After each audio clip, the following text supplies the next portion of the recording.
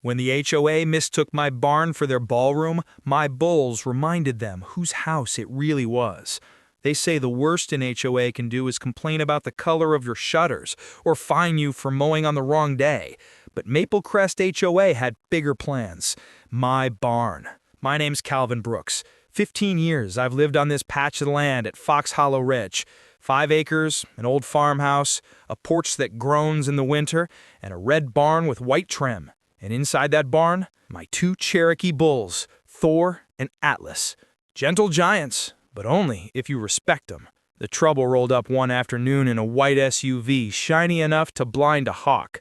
Out stepped Pamela Greer, the freshly crowned HOA president, with her smile stretched tight as a wire. Beside her shuffled Neil Dobson, the vice president, nodding like a bobblehead.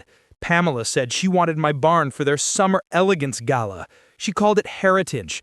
I called it private property. And I told her, no. 2 days later, I found it. Maple Crest's glossy newsletter in my mailbox. Big letters shouted, Summer Elegance Gala at the historic Brooks Barn. My barn, with fairy lights doodled across the rafters like they already owned it. That's when I started writing things down. Dates, times, every call. Farming teaches you, if you don't keep records, you'll get trampled. That evening, Miss Whitaker, my neighbor across the lane, called me. She'd overheard HOA gossip at the mail kiosk.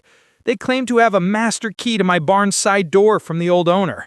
I laughed. Old Mr. Adler had been gone 20 years. If that's what they were counting on, they were counting wrong. I wasn't looking for trouble. I was getting ready for a fishing trip, but I secured my barn the way I always do. Thor and Atlas settled in with fresh straw and hay stacked high. Heavy oak beam across the doors, steel bolts latched tight. That barn wasn't a ballroom, it was a fortress. And if anyone forced their way in, well, that was their problem, not mine. Friday morning, I loaded my rods, tossed the cooler in the truck, and waved to a neighborhood patrol cart as if nothing was wrong.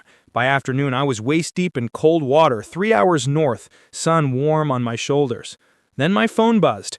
Dozens of missed calls. Pamela's frantic voice poured through voicemail, screaming about wild cattle in her gala. But I just smiled. Thor and Atlas don't crash parties. They defend their home. Back at Fox Hollow Ridge, Pamela rolled up with workers in dress shirts and clipboards, ordering them to drape fairy lights across my barn. She bragged about history, about community pride. But inside that barn, Thor and Atlas shifted restlessly, sensing strangers just beyond the door. By dusk, they brought bolt cutters. Pamela shouted to open it up. The lock gave way with a snap. And that's when Thor's deep bellow shook the night, rolling across the valley like thunder. When the doors flew open, Thor and Atlas charged.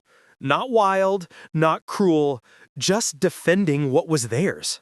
Workers scattered like dry leaves in a storm, tripping over ladders and cables as 2 tons of muscle surged forward. Deputy Cole's cruiser lights painted the fields red and blue. He saw the broken lock, the scattered gear, the panicked crowd, and he saw my bulls, standing calm again by the barn doors.